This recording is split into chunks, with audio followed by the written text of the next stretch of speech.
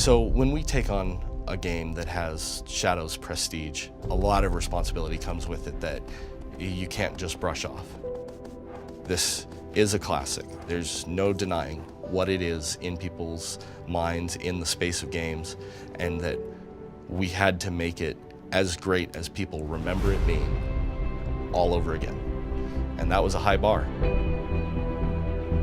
Going from a PlayStation 2 to a PlayStation 4, there are certain expectations. Just re-releasing it the same way we had it on the PlayStation 3 just wouldn't have done the title justice. We don't even consider it a remaster inside the studio. It is a remake from the ground up. Collectively, we understood this had to be beautiful. There was never a question about what our goal was, what we had to achieve. And so the question was, how do we get there? One of our biggest challenges has been staying true to the original atmosphere and environment and making sure that we maintain that while also increasing the graphical fidelity and visual quality of the levels.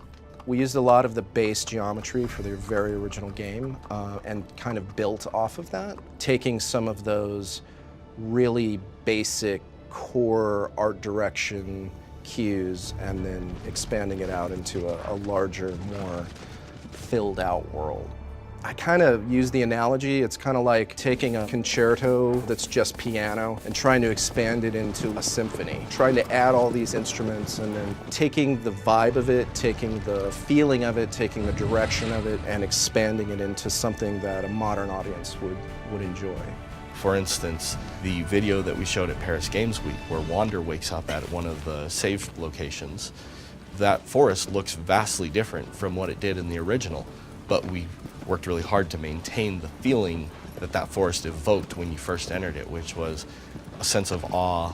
It was, you're entering a very special place in this world. We rebuilt all the assets. We rebuilt the Colossi from the ground up. We had to do it that way. The amount of detail that we needed and the amount of polys that we were pushing to get these things looking right. A lot of these Colossi took a few months apiece to make. In the first game, one of the most incredible things that I remember was the hair on the Colossus, the fur. That was like, at the time, I had never seen anything like that, and we felt that it was important for the fur to be interactive and to be one of the central points of the Colossus, like the original one. So a lot of time and effort was spent in just getting that perfect. In addition to making the game better looking, it gave us a second chance to actually improve the things we couldn't before. So the vision was, let's take old control scheme, make some improvements to it that people would expect to get the game kind of more ready for a new audience. At the same time, we didn't want to alienate the old audience, so we have a full classic control mode that allows people to play the game exactly the way they remembered it. We wanted to make sure from the very get-go that having a solid frame rate had to be at the top of our goals. So collision got changed, got made better. So much work has gone into rebuilding the collision for this game. Moving the game to 4K, supporting HDR, supporting 60 frames a second on the PS4 Pro.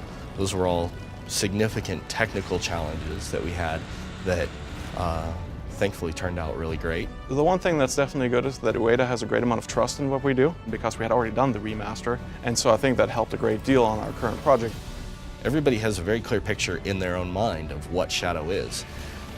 We obviously have to try and interpret all of those things from all the millions of different fans that this game has, and that is, it's not a burden, it's an honor and it's a great responsibility to take on. And we're fortunate that we're in a position where we can do that. It was an absolute honor to work on this project. It's so cool, man. It's like a once-in-a-lifetime thing.